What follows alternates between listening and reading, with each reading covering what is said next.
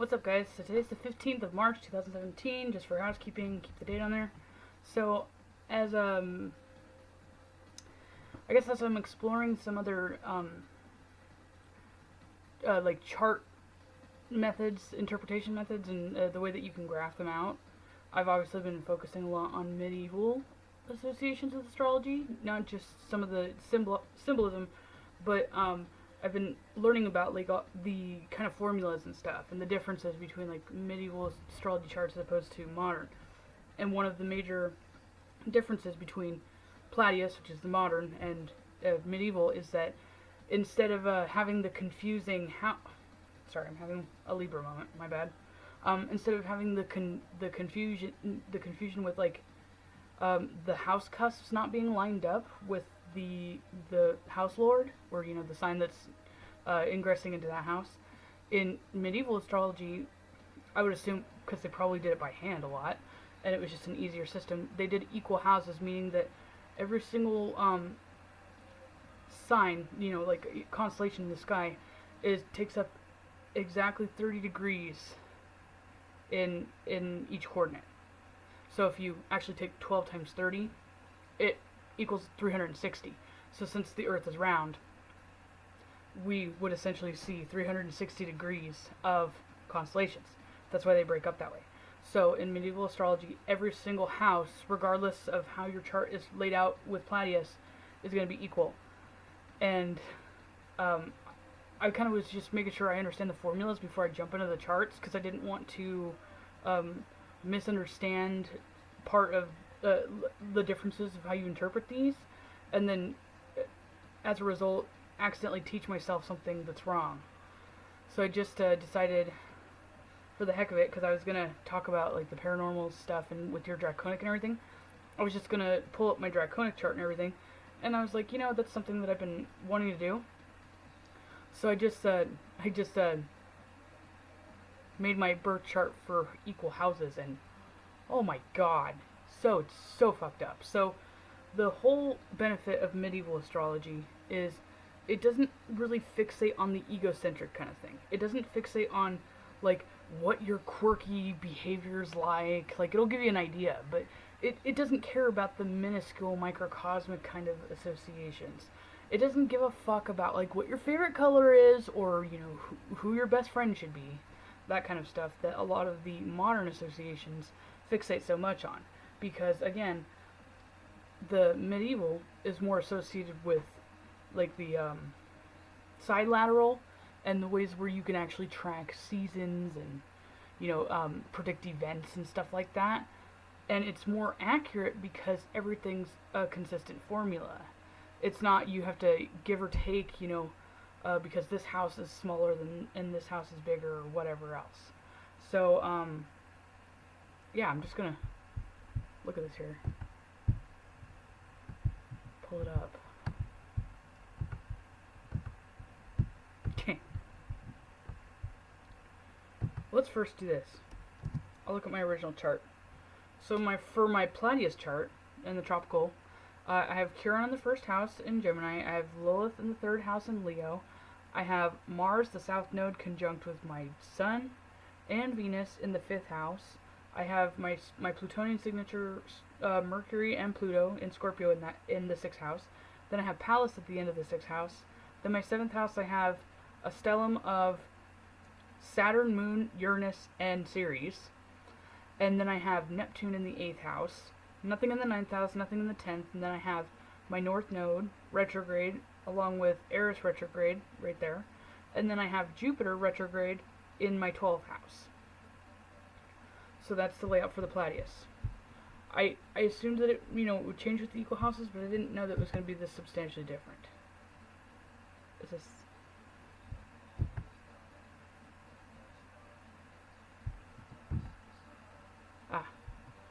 Alright.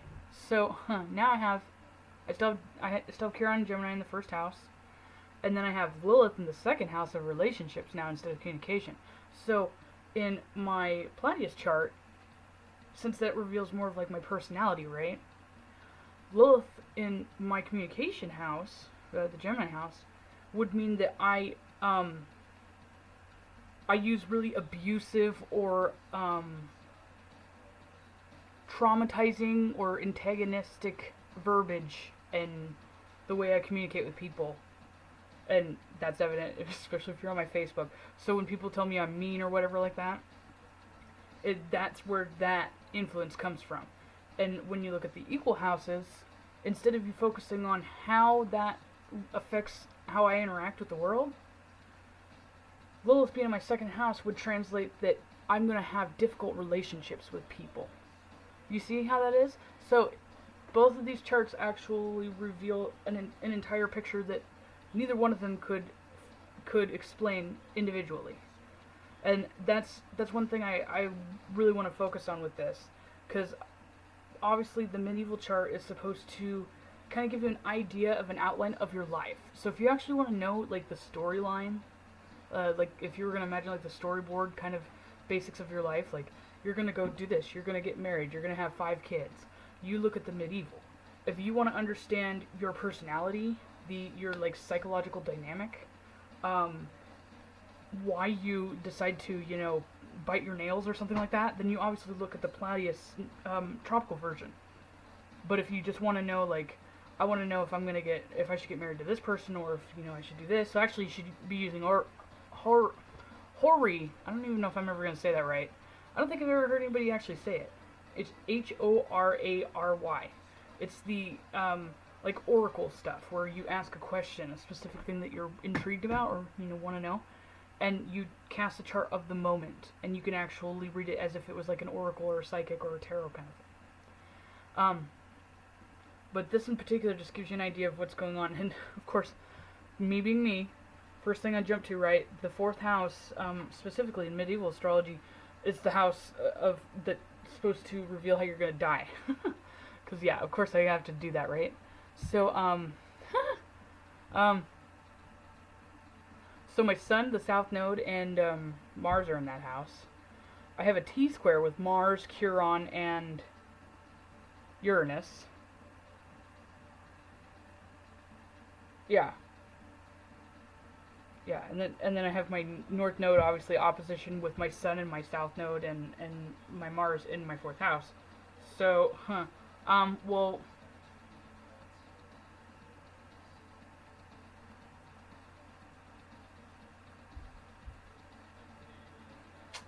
wow.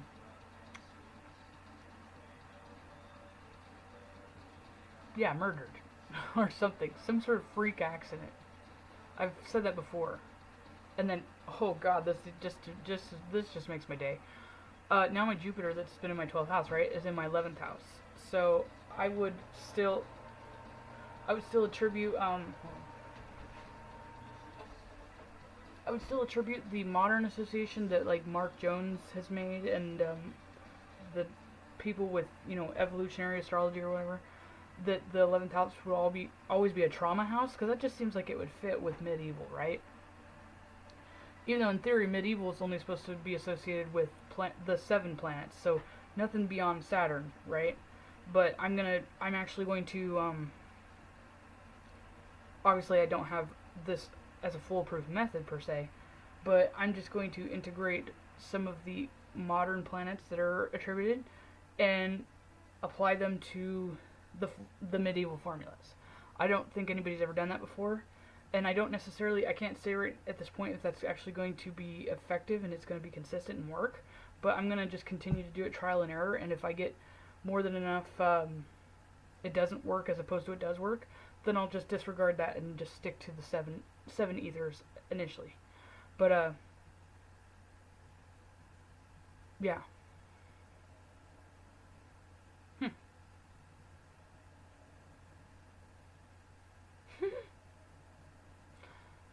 So my Eris is still in my 11th house, so it still translates the same to the like Guide of Lost Souls thing. But it doesn't aspect anything this time. I have a grand trine with Lilith, Pallas, and my north node. Oh, that says some things. So I'm going to use my capacity to stir up toxic, basically toxic dynamics in relationships, and then I'm basically going to turn into uh, I I'm going to end up utilizing it for good, for work and service. Um, and it's going to be part of my reputation and my mission. And that's pretty much exactly what I'm doing. So I seem to be on track for everything.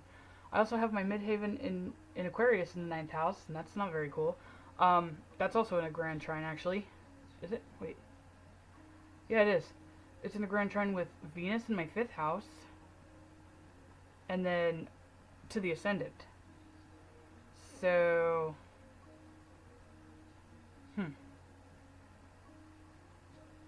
I'm gonna find new creative ways to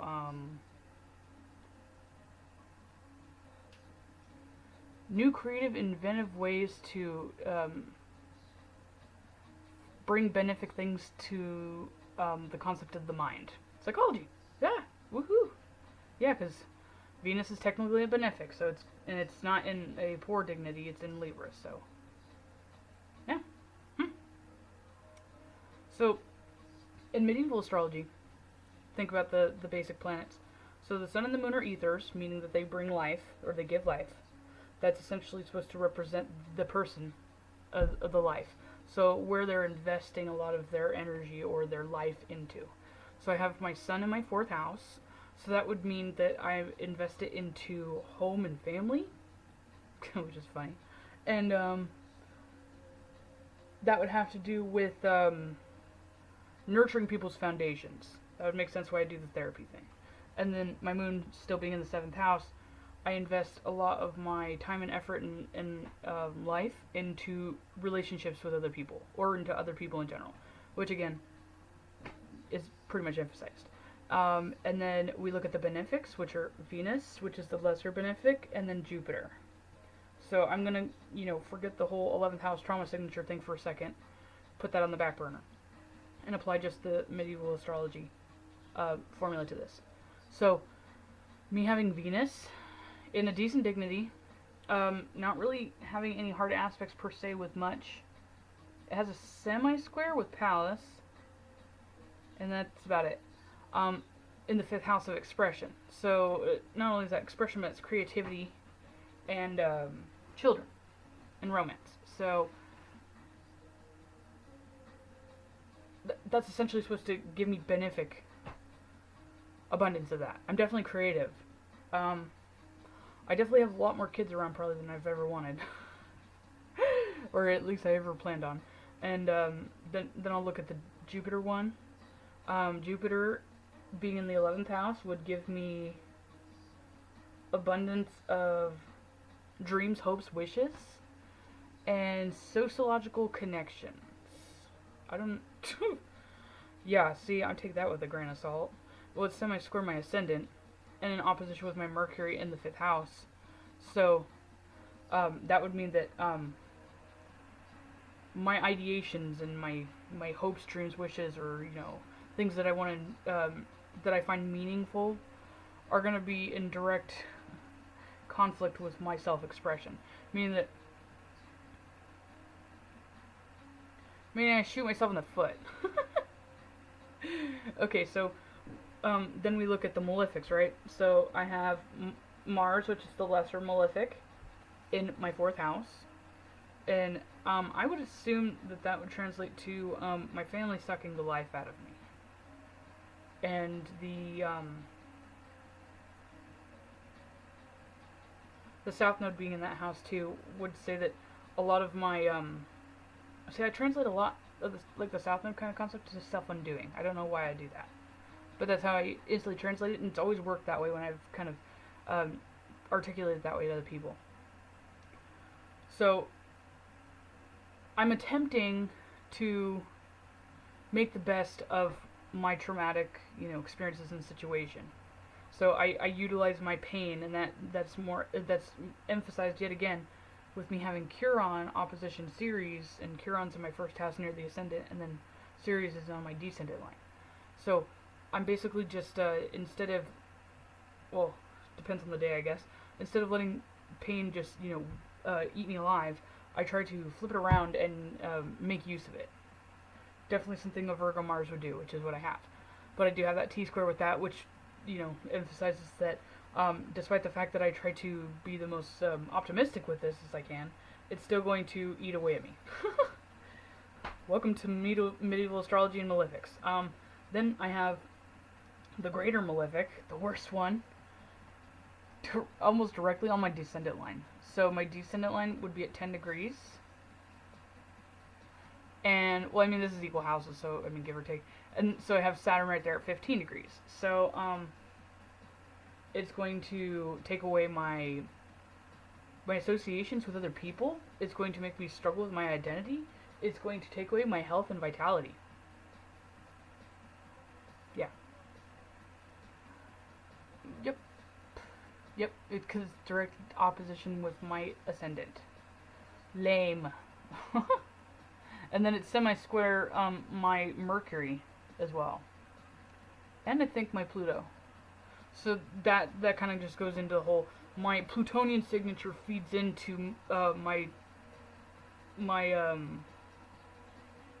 self-deterioration. So when they say that poison of any kind, whether it be mental, spiritual, or physical, is still going to be poison, just because Mercury and Pluto essentially is the manifestation of my mind. All origins of things start in the mind. So, and that's actually going to go, I'm going to go into that with my paranormal thing, that actually feeds into that, but I'm not going to go ahead with that right now. But yeah, so, very fascinating. Very fascinating. Huh. Yeah.